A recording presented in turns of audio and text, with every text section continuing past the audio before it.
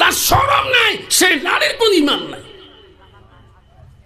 ওই মেয়েটা যদি আল্লাহওয়ালা থাকতো, কোরআন পড়ে জানতো, ওই মেয়ে যদি হাদিস জানে, আল্লাহ রাসূল বলছে মান সালাকা তারিকান ইলতামিসু ফি ইলমান, তোরা যদি ইলম শিখতে চাও, ইলমের রাস্তায় তোরা চলো, যে রাস্তার মধ্যে তুমি জান্নাত দেখতে পারবা, সাল্লাল্লাহু লা তারিকান ইলাল জান্নাত, সেই রাস্তায় গেলে তুমি জান্নাত পাবা। ওই মেয়েটা যদি কোরআন পড়া জানতো, ওই মেয়েটা কোনোদিনও বেগুনা পুরুষকে দিয়ে চুড়ি পিনে নিত না। মা বোনেরা, তোমার কাছে তো তোমার পেটে তো আল্লাহর ওলি আসবে না, মা তোমার পেটে তো মা হাফেজ কারি আসবে না, তোমার তো মা নিজের শরম, আল্লাহ রাসূল বলল ওয়াসানাত ফারজাহা, মা গো ও মা, তোমার পর্দা করাটা আল্লাহ ফরজ করে দিয়েছে, নামাজ যেমন ফরজ, মা তোদের পর্দা করাটা অত ফরজ। এই মা বলে রাখ, আম্মারা তোমাদের পেটের থেকে কোনো হাফেজ আসে, বহুত মা বোনদের বেটা হাফেজ, কোরআনের হাফেজ। মা আল্লাহ রাসূল বলল তালাবুল ইলমি ফারিজাতুন আলা কুল্লি মুসলিমিন মুসলিমাত, আল্লাহ নবী বলল প্রত্যেকটা মুসলমানের নর নারী ইলম শিক্ষা করাটা ফরজে আইন। মা বোনেরা, কাম্মারা, তোমার স্বামী আছে মা, তোমার স্বামী যখন বাড়িতে যাবে, আল্লাহ রাসূল বলল ওয়া জাউজুহা আনহা, জাউজুহা মানে হলো স্বামী। তোমার স্বামীকে যদি তুমি রাজি খুশি করাইতে পারো, মা স্বামীর কাছে যদি মোলাকাত করো, বারবার মোলাকাত করো, স্বামী বাড়ি আসবে হাত ধরে মোলাকাত করবা, স্বামী বাড়ি আসবে স্বামীর মুখের দিকে তাকে দেখবা, মুস্কি হাসি দিবা, রাসূল বলো দাখালাতিল জান্নাত, সেই মেয়েটা হবে জান্নাতি। যেরকম সুবহানাল্লাহ। কারণ তো বাবা, বর্তমান যুগের নারী স্বামী যদি বাড়ি এসে কোনোদিন স্বামীর মুখের দিকে দিকে হাসে? আমার কি হাসে না। যেই স্বামী বাড়ি এসে রে বাপ, খালি মাগুর মাছের মতো গুদগুদ গুদগুদ ধরে, মনে মনে কয় কিরে রাহুল, মা আজকে এত রাগ হয়েছে কে, মুই এত টাকা দিয়ে খরচ করি, এই কয়দিন আগে একটা দামি মোবাইল কিনে দিন, তামুক দিলে এমন করে কে, রাহুলের মাঝে কি কাম করে উনি তো জানে না। যেরকম ঠিক না বেটি? বাবা আমার মা বোনের আম্মারা শুনে রাখো মা, এই মা আল্লাহ রাসূলের প্রথম স্ত্রী ছিল মা হযরতে মা খাদিজাতুল কুবরা, নবীজির 2 নম্বর বিবি ছিল হযরতে মা সাউদা রাদিয়াল্লাহু তাআলা, নবীজির 3 নম্বর বিবি ছিল হযরতে মা আয়েশা, নবীজির 4 নম্বর বিবি ছিল হযরতে মা জয়নব, নবীজির 5 নম্বর বিবি ছিল হযরতে হাফসা, নবীজির 6 নম্বর বিবি ছিল হযরতে উম্মে সালমা, নবীজির 7 নম্বর বিবি ছিল হযরতে উম্মে হাবিবা, নবীজির 8 নম্বর বিবি ছিল হযরতে মাইমুনা, নবীজির 9 নম্বর বিবি ছিল হযরতে সুফিয়া, নবীজির 10 নম্বর বিবি ছিলেন হযরতে রায়হানা, নবীজির 11 নম্বর বিবি ছিল হযরতে মারিয়া। নবীর একটা কি জীবনে 11 জন বিবি চলে যায়, কোন বিবির কথার দ্বারায় আমার নবী জীবনে আঘাত পায় না। যেরকম সুবহানাল্লাহ।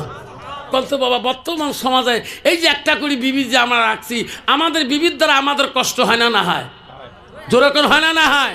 কত বিবি আছে স্বামী এমন করে ঢিকে স্বামীর পান্তার মতো ফাড়ে ফেলা। যেরকম ঠিক না বিটি?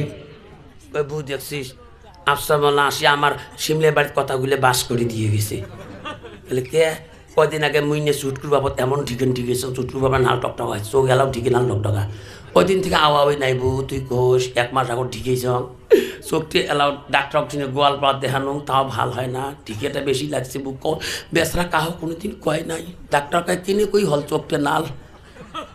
কন্ত বাবা ডাক্তার কবে মোর বউ চোখ ঢিকেছে, যখন কবে জীবন গেলেও কবার নয়,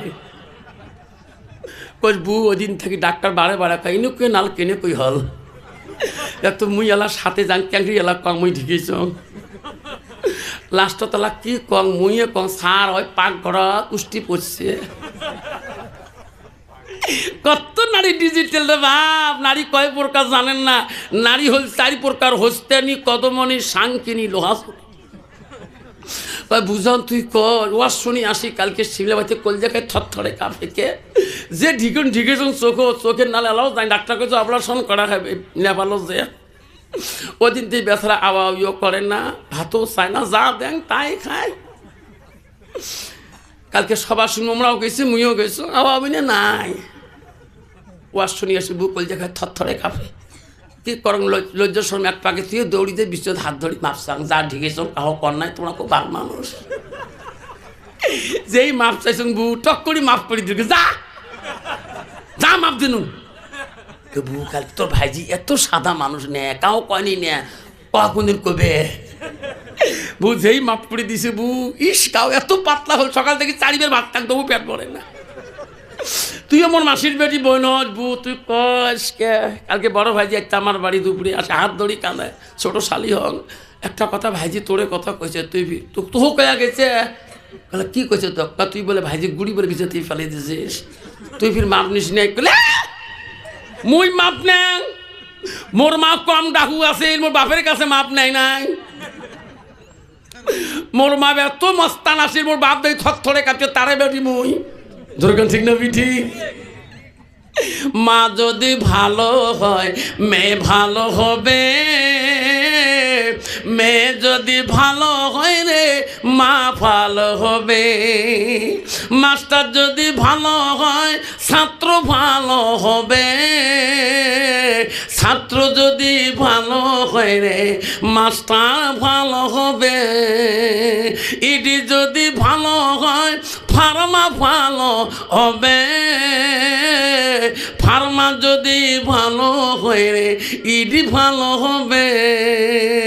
এমন জাতের কচু আছে অল্প জালে সিদ্ধ হয়, এমন জাতের মেয়ে আছে অল্প কথায় বুঝিয়া পায়, এমন জাতের কচু আছে অল্প জালে সেজে না, এমন জাতের মেয়ে আছে অল্প কথায় বোঝে না। বাপ ভালো তার ছেলে ভালো, মাও ভালো তার ঝি, গাই ভালো তা বাছুর ভালো, দুধ ভালো তার ঘি। যেরকম ঠিক না ঠিক? জোরে বলেন বাবা।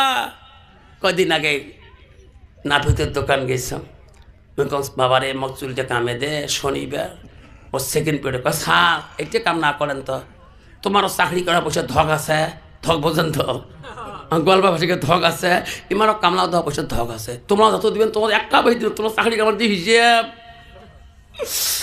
বাবারে 3-4টে বসি আছে, না না স্যার তোমার সিরিয়াল 4 নম্বর, মাথা ঘুরি গেল, ক্লাস বোঝা মারি খেবে।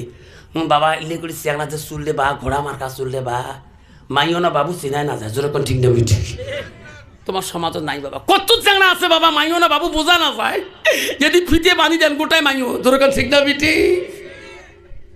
এখন চেংড়া এমন চুল যে বসে মুখ পায় সার এলে করে চুল কাটা বেশি মজা। কে খুঁটটো নাই তো, খালি 2 নম্বর 1 নম্বর না গেলে একবারে আসলে না। মেশিন একটা এমন লাগিয়ে দিল ক্যাবেল দিয়ে, চুল তো উপড়ে দি লাগে যে উপরে চুল লাগাটা, হ্যাঁ উপরে না চাইলে কাটা যাবে, এলে মেহেন্দি বানাইবে, ধরে কোন ঠিক না বিটি? ধরে খান। আল্লাহ রসুল বলছে লিম্মা জিম্মা রফরা, এই যুবক তোদের জন্য রসুল বলছেন 3 তরিকায় 1 তরিকায় চুল রাখা, তুমি নাড়িয়ে করো নাহলে মুড়িয়ে করো, নাহলে সুন্নত বাবড়ি রাখো। বাবড়ি রাখতে পারো, তোমার কানে নথি পর্যন্ত কোনো মোষ কাটতে হবে, দাড়ি রাখতে হবে, তোমার বাবড়িও লম্বা, মোষও লম্বা, আর সবই লম্বা, গোটায় রবীন্দ্রনাথ ঠাকুর। যেরকম ঠিক না হবে ঠিক? আমি দেখছিলাম জলেশ্বরের ঘাটে এই বড়ি মোষ, বাপরে বাপ, কি রঙ করে গেলে আল্লাহ, মুখ করে মিট খালি বারে বারে দেহ, দোকানে কম বলে ভাই মুখ ইমান মুখ দেখা যাবার নাই। আল্লাহ পাটা ছাগলের মতো গার কন্ত এমন খান খেয়া গেছে ঘাটত।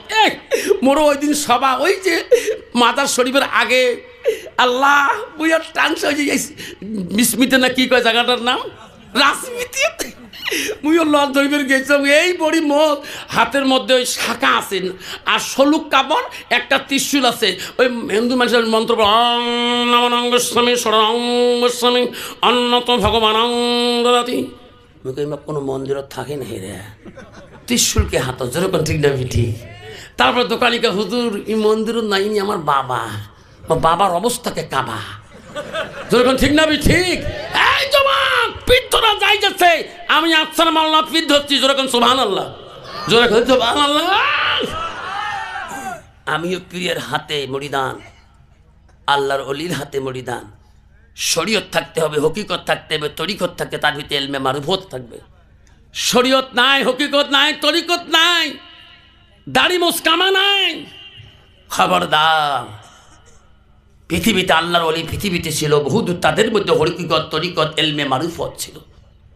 মা বোনেরা আম্মারা শুনে রাখেন, আমার মা বোনেরা শুনে রাখেন, আল্লাহ নবীর 3 নম্বর স্ত্রী ছিল হযরতে মা আয়েশা সিদ্দিকা রাদিয়াল্লাহু আনহা। নবীদের স্ত্রী আয়েশা কে ছিলেন জানেন কি মা? উনি কোন বংশের মেয়ে ছিলেন? আয়েশা ছিল মদিনার সরকার, প্রথম গভর্নর, প্রথম প্রেসিডেন্ট, প্রথম খলিফাতুল মুসলিমিন আবু বকরের মেয়ে। আবু বকর 2টা মেয়ে ছিলেন, একটা আসমা, 2 নম্বর আয়েশা। মা মদিনার গভর্নরের মেয়েকে বিয়ে করছে বিশ্ব নবী, তোরকম সুবহানাল্লাহ। নবী ও মা বলে না, নবীজির 5 নম্বর স্ত্রীর নাম হযরতে হাফসা। হাফসাকে জানেন? মদিনার 2য় খলিফা রাষ্ট্রপতি হযরত উমরের কন্যা নাম হাফসা, যেরকম সুবহানাল্লাহ। কোনদিন হাফসা নবীর সাথে মাথা তুলি কথা বলতে পারে নাই, আয়েশা নবীর সাথে কথা তুলে মাথা বলতে পারে নাই। আজকে সাধারণ কতগুলো মহিলা আছে, স্বামী যদি গরিব হালত হয়, এটি বিবি যদি বাপের বাড়ি বড়লোক হয়, কথাই কথা স্বামীকে থিটিং দেয়, যেরকম ঠিক না ঠিক। মা বোনেরা, হযরতে উমর রাদিয়াল্লাহু আনহুর কন্যা হাফসা বেটিকে বলছে, মা আমার রাসূল গরিব, মা তুই মদিনার রাষ্ট্রপতির মেয়ে হতে পারিস মা, আমার নবীকে যদি একটা কষ্ট দিই, মা তোর আব্বাকে তুই কষ্ট দেব।